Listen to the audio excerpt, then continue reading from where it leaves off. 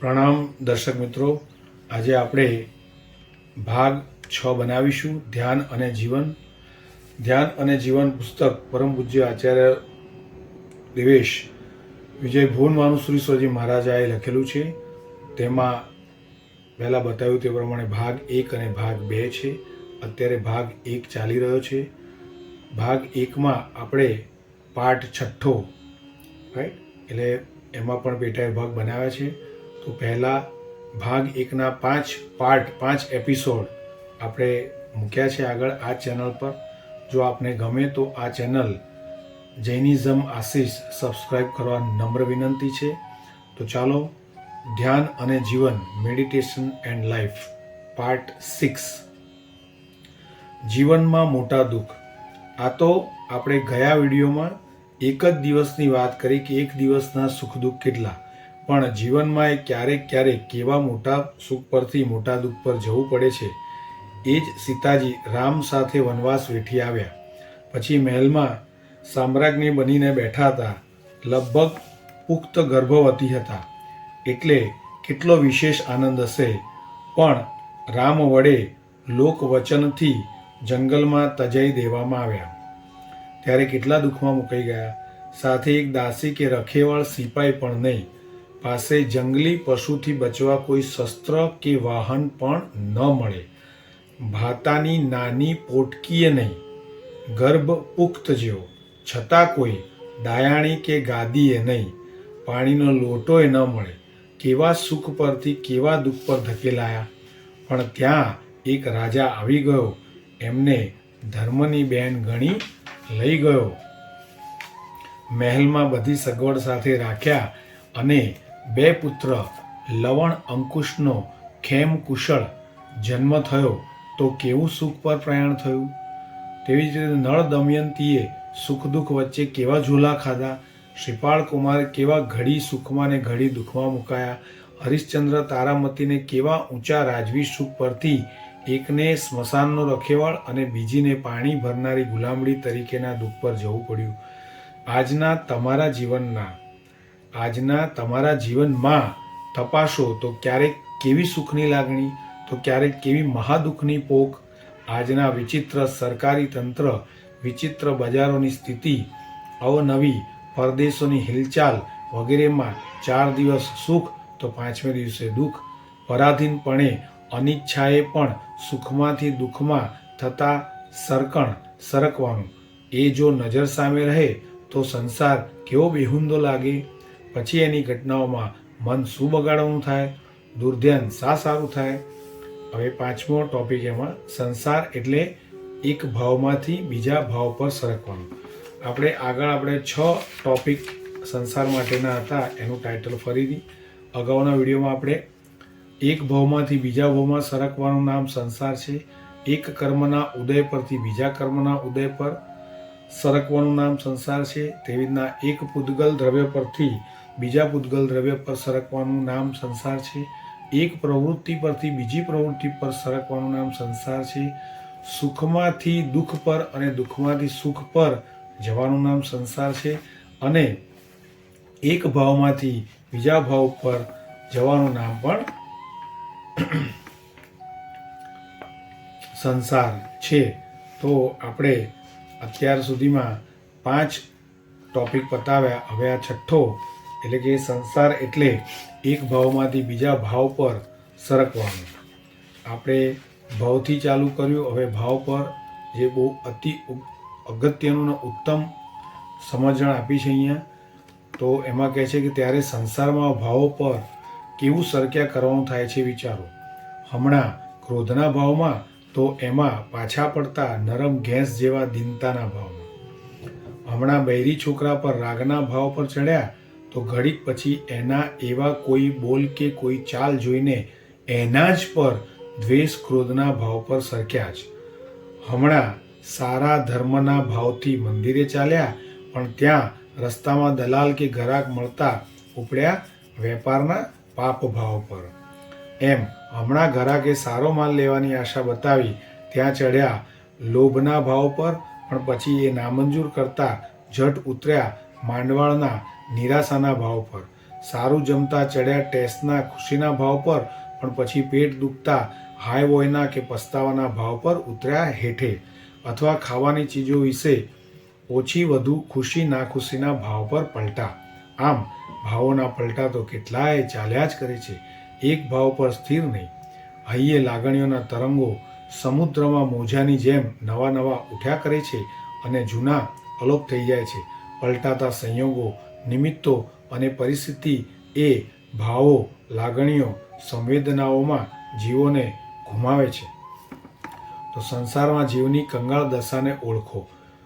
સંસાર નામ જ એનું છે કે ભવ, કર્મોદય, ઉદ્ગલ, પ્રવૃત્તિ, સુખ દુઃખ અને ભાવોમાં જીવને સરકાવ્યા જ કરે, ભમાવ્યા જ કરે. ત્યાં જીવની કંગાળ ગુલામી દશા છે, જાણેનું કોઈ મૂલ્ય જ નહીં, મહત્વ જ નહીં. આવી ગુલામી દશાનું પહેલાં તો ભાન જ નહોતું, પણ અહીં જો હવે એ દશા સમજવા મળી અને દેખાયું કે આ દશાને કાબૂમાં નાબૂદ કરી સ્થિર એટલે કે મુક્ત અવસ્થા પ્રગટ કરવાનો અહીં અમૂલ્ય દુર્લભ અવસર મળ્યો છે, તો પછી એ કરવા માટે પ્રયત્ન કરવામાં બાકી રખાય? ત્યારે એવા પ્રયત્નમાં પહેલું આ નિશ્ચિત કરવાનું છે કે જો માત્ર ભાવ અને ધ્યાનને બગાડવા પર અશુભ કર્મબંધ તથા સંસાર વૃદ્ધિ થાય છે, તો શા માટે અશુભ ભાવ અને અશુભ ધ્યાનમાં પડવું? ગમે તેવા સુખ કે દુઃખના સંયોગ આવે, પણ મારે દિલના ભાવ અને મનનું ધ્યાન શુભ જ રાખવાનું. ભાવ ધ્યાન શુભ રાખવાનો નિશ્ચય એ પહેલું કર્તવ્ય. હવે શુભ ભાવો કયા કયા? તો કે આ: વૈરાગ્ય, ઉપશમ, ક્ષમા, નમ્રતા, જીવો પ્રત્યે મૈત્રી, કરુણા, ગુણાનુરાગ, જળ પ્રત્યે ઉદાસીનતા, નફરત, પરલોક ભય, દેવ ગુરુ પર પ્રીતિભક્તિ, જીન વચન શ્રદ્ધા, દુષ્કૃતનો પશ્ચાતાપ, સુકૃતનું અનુમોદન, પાપ ધૃણા વગેરે વગેરે. અને અશુભ ભાવો કયા કયા કીધા? અશુભ ભાવો એટલે કે ખરાબ ભાવો કયા કયા? રાગ, દ્વેષ, કામ, ક્રોધ, લોભ, વેર, મદ, માન, આકાંક્ષા, માયા, મમત્વ, હિંસા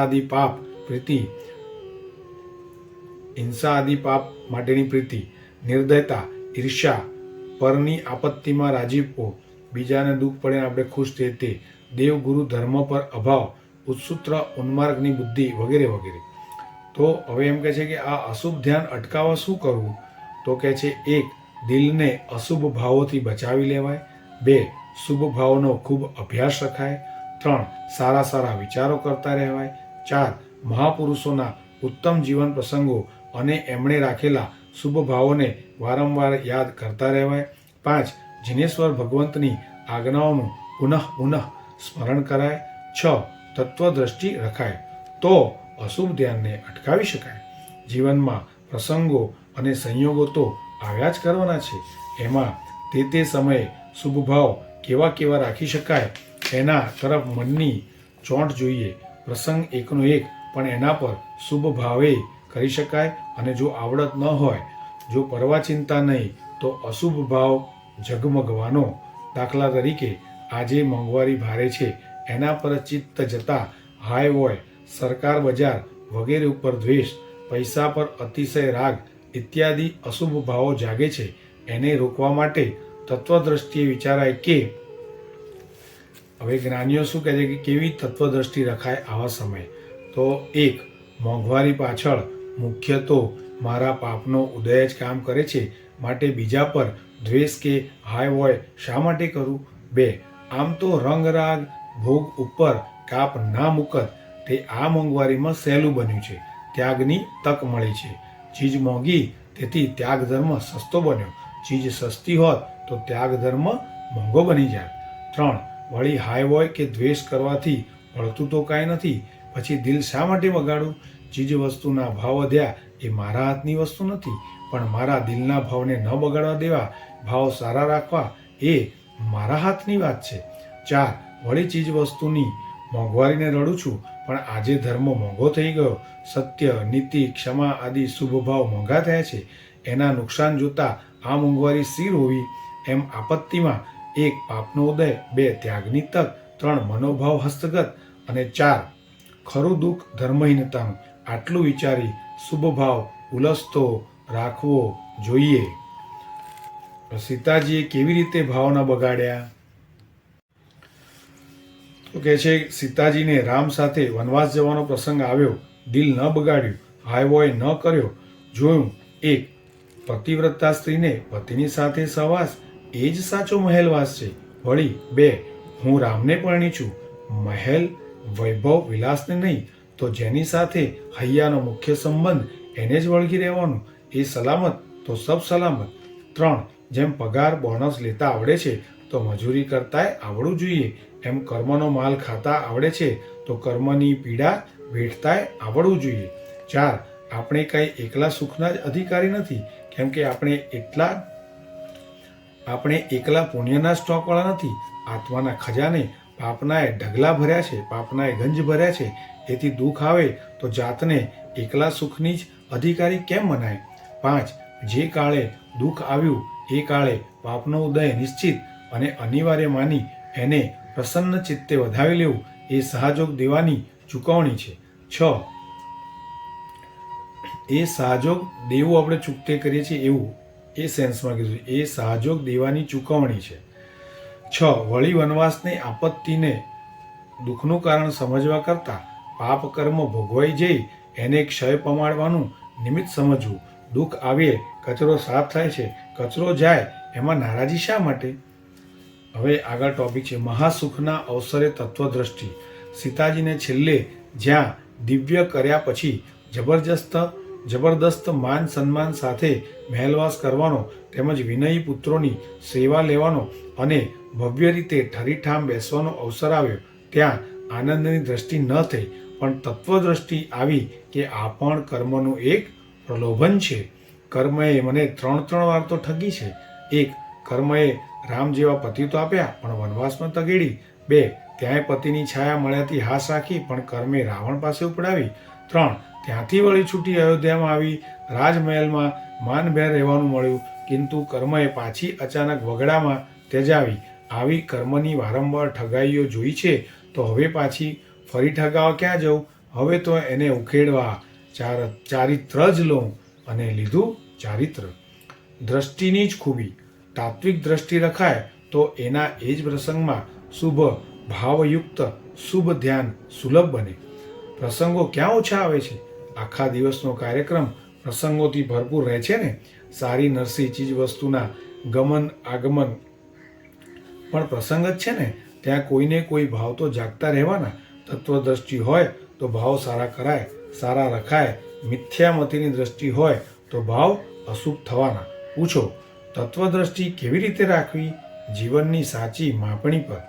જીવનને જ વસ્તુઓની સગવડ અગવડના કાટલે નહીં માપવું કે આટલી સગવડ મળી તો ચાલો સુખના દાડા કે સુખની ઘડી, ને અગવડમાં મુકાયા તો અરે દુઃખના દિવસો કે દુઃખની ઘડી આવી. જીવનને જડના કાટલે માપવામાં મિથ્યામતી કામ કરી જાય છે અને એ હૈયાના કેટલાય ભાવ બગાડી નાખે છે.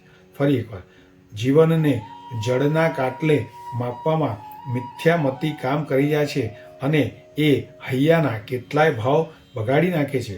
સગવડ ઉપર અને સગવડ દેનારા ઉપર રાગ ઉછળે છે ને ન દેનારા અળખામણા લાગે છે.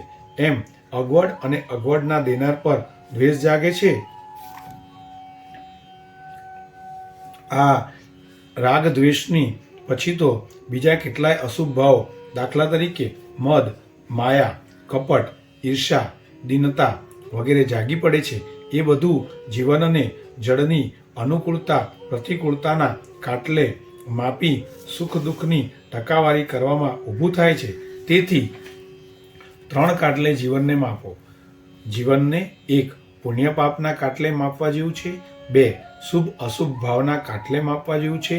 3, પરલોક સુધારવા બગડવાના કાટલે માપવા જેવું છે. એમાં 1 by 1 સમજાવ્યું છે કે આપણે પહેલા વાત કરી પુણ્ય પાપના કાટલે માપવા જેવું છે. તો કે છે 1, જીવનને પુણ્ય પાપ પર માપવામાં મનને એમ રહે કે શું સારો પુણ્ય કમાઈનો અવસર છે. છેવટે શુભ ભાવના માત્રથી પુણ્ય કમાઈ કરી શકું તો આ જીવન સમય સારો. અશુભ ઉદય વેઠવાનો આવ્યો હોય તોય તે પાપ કચરો સાફ કરવાનો અવસર હોય સારો જ જીવન સમય ગણું. ધર્મ ગુમાવવાનું થાય છે તો એ જીવન સમય વેડફાયો માનું, દુઃખમય માનું. જીવનની આ માપણી પુણ્ય પાપ પર કરી કહેવાય. ધર્મ દ્વારા પુણ્યની કમાઈ ચાલુ છે ને, યા આપત્તિ ભોગવવા દ્વારા પાપક્ષય ચાલુ છે ને, તો એ જીવન સમય સારો પસાર થયો માનવાનો. પણ જો એકલા પૂર્વ પુણ્યના ભોગવટાનો સમય ચાલ્યો છે, કોઈ નવી પુણ્ય કમાઈનો નહીં, તો તે નરસો ગણો, એટલે કે ખરાબ ગણો. એમ દુઃખ આપત્તિમાં માત્ર રોદણા જ છે, ભાવ સારા રાખવાનું છે જ નહીં, તો એ સમયને, એ જીવનના સમયને ખરાબ ગણવો. હવે બીજું, શુભ અશુભ ભાવના કાટલે માપવા જેવું છે. તો શુભાશુભ ભાવ પર માપણી આ કે બહારના સંયોગો ગમે તેવા છલબલતા, વૈભવ માન સન્માનના હો કે ગરીબી આપત્તિ રોગાદીના હો, પરંતુ જો હૃદયના ભાવ શુભ ચાલે છે તો એ ધન્ય જીવન સમય, ને જો ભાવ અશુભ ચાલ્યા તો એ ખરાબ સમય. 3. પરલોક સુધરવા બગડવાના કાટલે માપવા જેવું. તો એમાં કહે છે ત્રીજી માપણી આ કે જીવનનો જે સમય પસાર થઈ રહ્યો છે તે પરલોક સુધારવામાં થઈ રહ્યો છે કે બગાડવામાં, એ હિસાબે જ એને સારો ખરાબ લેખીએ તો એ પરલોકના કાટલે જીવનને માપ્યું ગણાય. દુષ્કૃત, દુર્ભાવના, અનુચિત બોલ, અશુભ ભાવો વગેરે પરલોકને બગાડનારા છે. જો એ ચાલુ છે પછી ભલે દુનિયાની સુખલીલા ચાલતી હોય તો એ પરલોકને બગાડનાર હોય, એ જીવન સમય દુઃખનો ગણાય. એથી ઉલટું બાહ્ય દુઃખ છતાં જો સુકૃત, સત્કૃત્ય, શુભ ભાવના, સુયોગ્ય બોલ વગેરે ચાલુ છે તો એ વસ્તુ પરલોક સુધારનાર હોય, એ જીવન સમય ખરેખર સુંદર ગણાય. બસ જીવનને આ પુણ્ય પાપ આદિના કાટલે જ માપવાનું રખાય તો તત્વદ્રષ્ટિ આવી જાય અને જીવનના પ્રસંગે પ્રસંગ એનાથી નિહાળાય. એમ તત્વદ્રષ્ટિથી નિહાળતા શુભ ભાવ અને શુભ ધ્યાન સુલભ બનવાના. જીવન સાથે ધ્યાનનો કેટલો સંબંધ છે એના પર સામાન્ય રૂપે વિચાર્યું. હવે ધ્યાનના દરેક પ્રકારને સમજી જીવન સાથે એનો સંબંધ જોઈએ. તો હવે 67 નંબરનું પાનું, 67 નંબરનું પાનું લેસન છે 9, ચિત્તની અવસ્થાઓ, ધ્યાન શતક શાસ્ત્રના કરતા. તો આપણે ત્યાં પૂર્વ નામના સાગરસમ આગમ શાસ્ત્રના જાણકાર, પ્રકાંડ વિદ્વાન અને સમર્થ શાસ્ત્રકાર આચાર્ય શ્રી જીનભદ્ર ગણી ક્ષમાશ્રમણ થઈ ગયા. એમણે એકલા કરેમી બનતે સૂત્ર યાને સામાયિક સૂત્ર પર મોટું ભાષ્ય રચ્યું છે, જે વિશેષાવશ્યક ભાષ્ય તરીકે પ્રસિદ્ધ છે. એમાં 5 જ્ઞાનનો બહુ વિસ્તૃત અધિકાર છે. પછી નયવાદ, ગણધરવાદ, નિહનવવાદ વગેરે વિસ્તારથી ચર્ચા છે. એ જ મહર્ષિએ ધ્યાનના વિષય પર ધ્યાન શતક નામનું પ્રકરણ રચ્યું છે. એમાં ધ્યાનનું સ્વરૂપ, શુભ અશુભ ધ્યાનના 4 પ્રકાર, એ દરેક પ્રકારના 4 પ્રકાર મુદ્દા લઈને સારી રીતે સમજાવ્યા છે. તો ધ્યાન શતક શાસ્ત્રની ઉપયોગિતા. તો આનો આપણે બરાબર અભ્યાસ કરીએ તો રોજિંદા જીવનમાં ડગલે ને પગલે આપણે કેવા અશુભ ધ્યાનમાં સપડાઈએ છીએ, એના લક્ષણ ક્યાં, એ કેમ ઉદ્ભવે છે, એનું ફળ શું, ઇત્યાદિ ખ્યાલમાં આવે છે. આ જો ખ્યાલ હોય તો જ આપણે ભડકવાનું થાય કે અરે, હું આટલા અશુભ ધ્યાનમાં સપડું છું, તે હાલતા ને ચાલતા એના દુઃખદ મહાદુઃખ ફળ મારે ભોગવવા પડવાના. આવી ભડક થાય તો પછી એને ટાળવા કેવા શુભ ધ્યાન ઉપયોગી બને એની જિજ્ઞાસા જાગે, અને એ પણ આ શાસ્ત્રમાંથી જાણવા મળે છે. એવા શુભ ધ્યાનનો 12 પોઈન્ટથી 12 મુદ્દાથી આમાં વિચાર કરાયો છે. એ અદ્ભુત વિચાર છે.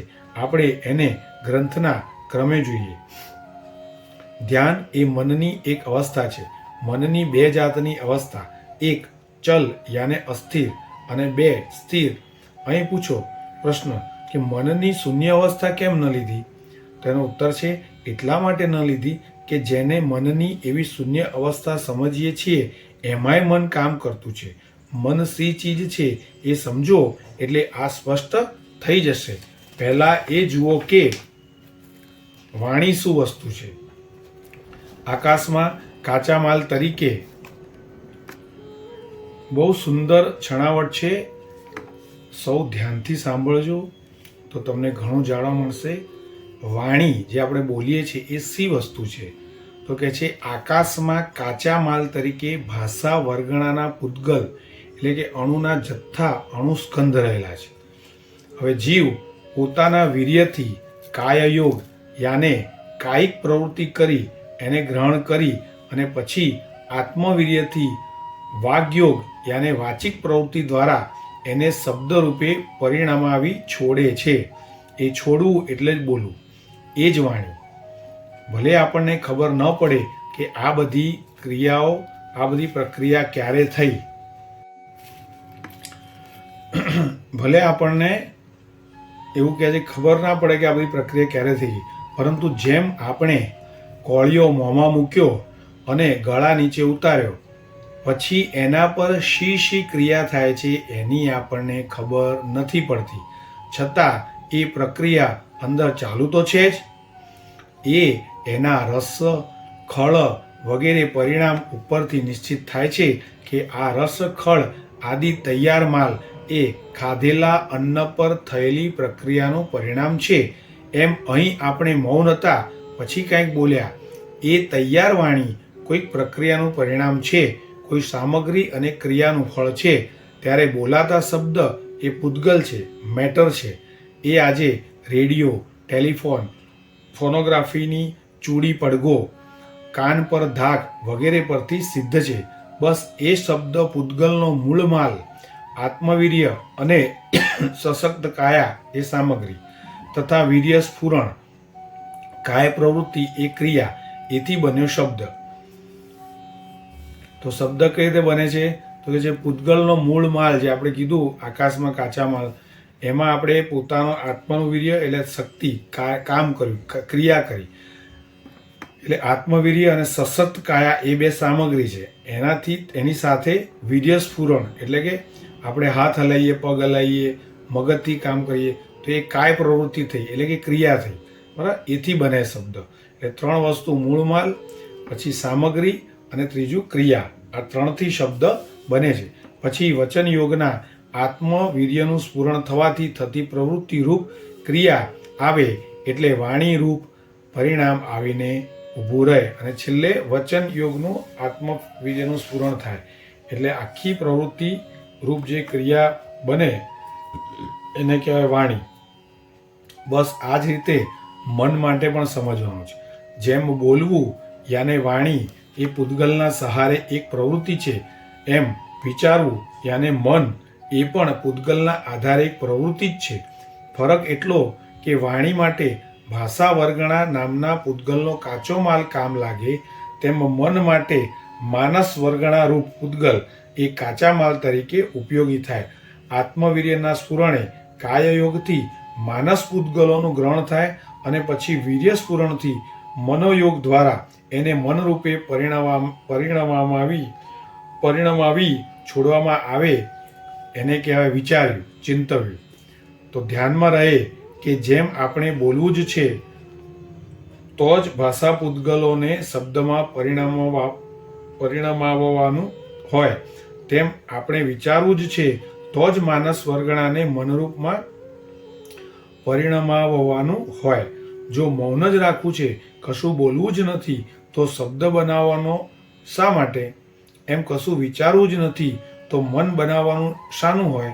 અને ત્યાં જો મન જ નહીં તો મનની શૂન્ય અવસ્થા સી?